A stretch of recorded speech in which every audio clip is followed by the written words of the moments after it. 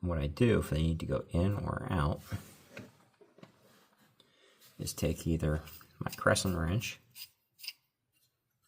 or a pair of pliers, just very gently bend that metal.